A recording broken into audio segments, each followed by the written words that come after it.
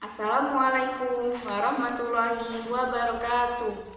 Halo anak-anakku, apa kabarnya hari ini?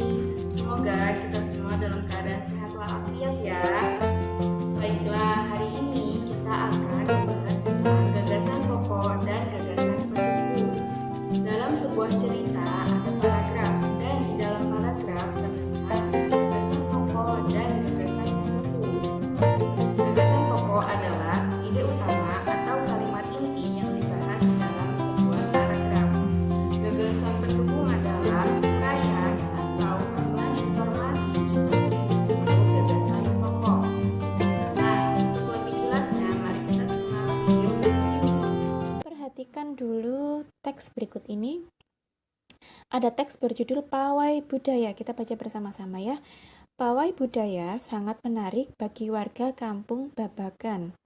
Pawai ini selalu menampilkan keragaman budaya Indonesia. Udin dan teman-teman tidak pernah bosan menanti rombongan pawai lewat. Tahun ini, mereka datang ke alun-alun untuk melihat pawai tersebut. Di barisan pawai di barisan pawai terdepan terlihat rombongan dari Maluku. Rombongan laki-laki mengenakan kemeja putih, jas merah, dan topi tinggi dengan hiasan keemasan. Rombongan perempuan mengenakan baju cele. Nah, siapa yang tahu ada berapa paragrafkah di teks ini? Ya, ada 2 paragraf.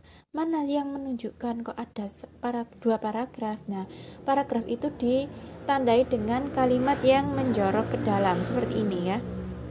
Ini karena ada 2 kalimat yang menjorok ke dalam, maka di sini artinya ada 2 paragraf. Nah, saya tadi sudah sampaikan, kita akan pelajari gagasan pokok dan gagasan pendukung. Perlu anak-anak ketahui, di setiap paragraf ya itu pasti ada gagasan pokoknya dan ada gagasan pendukungnya. Apa itu gagasan pokok dan gagasan pendukung? Perhatikan uraian berikut ini ya, diawali dari gagasan. Gagasan itu artinya ide. Oke. Kalau gagasan pokok atau ide pokok atau gagasan utama sama saja. Artinya adalah inti dari sebuah paragraf. Nah, saya makanya tadi mengatakan di setiap paragraf itu pasti ada gagasan pokoknya, berarti pasti ada intinya. Gagasan pokok itu bisa ditemui di mana saja. Bisa di awal atau yang disebut deduktif, bisa di akhir paragraf atau disebut induktif, bisa di awal dan akhir paragraf atau yang disebut paragraf campuran. Nah, kalau awal itu deduktif, kalau akhir itu induktif. Cara mengingatnya begini kalau saya. Huruf D sama huruf I itu duluan mana? Kan duluan huruf D. Berarti huruf D itu awal atau awal paragraf. Kalau huruf I adalah akhir atau akhir paragraf karena D lebih dulu dari I. Yang perlu kalian ketahui, biasanya yang sering dijumpai itu ini paragraf deduktif atau yang gagasan pokoknya ada di awal paragraf. Selanjutnya gagasan pendukung, yaitu uraian atau tambahan informasi yang mendukung gagasan pokok. Jadi, kalau gagasan pokok itu intinya, kalau gagasan pendukung itu informasi tambahannya atau uraiannya, penjelasannya. Itu namanya gagasan pendukung. Langsung saja kita ke contoh. Di paragraf 1 yang tadi, ya kita sudah baca bersama-sama. Coba dibaca lagi, intinya di mana? Paragraf ini intinya apa? Kita baca lagi ya. Pawai budaya sangat menarik bagi warga kampung Babakan. Pawai ini selalu menampilkan keragaman budaya Indonesia. Udin dan teman-teman tidak pernah bosan menanti rombongan pawai lewat.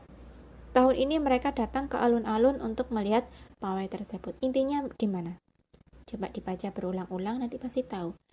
Ya, intinya ada di awal paragraf. Jadi gagasan pokoknya itu yang ini. Pawai budaya itu sangat menarik bagi warga kampung Babakan. Nah, kalimat selanjutnya yang saya warnai coklat ini adalah gagasan pendukungnya atau informasi tambahannya untuk lebih menjelaskan lagi gagasan pokok. Ya, jadi saya ulangi, intinya ada di sini bahwa pawai budaya itu sangat menarik bagi warga Kampung Babakan. Ini uraiannya atau tambahan informasinya. Nah, jadi namanya apa? Paragraf deduktif atau gagasan pokoknya ada di awal. Lanjut, contoh kedua, paragraf 2. Ini saya salah nulis, harusnya ini 2.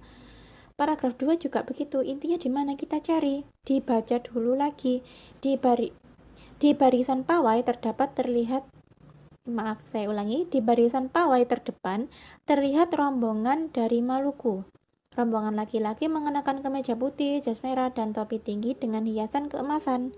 Rombongan perempuan mengenakan baju jele. Intinya adalah di awal juga, bahwa intinya itu di barisan pawai terdepan itu terlihat rombongan dari Maluku. Dijelaskan lagi di kalimat selanjutnya. Rombongan laki-laki itu mengenakan kemeja putih, jas merah, dan topi tinggi dengan hiasan keemasan. Jadi yang saya warnai coklat ini adalah gagasan pendukungnya atau penjelasannya. Intinya ada di awal atau paragraf deduktif ya. Nih. Di barisan pawai terdepan terlihat rombongan dari Maluku, ini adalah gagasan pokok. Cukup sekian untuk pembelajaran hari ini.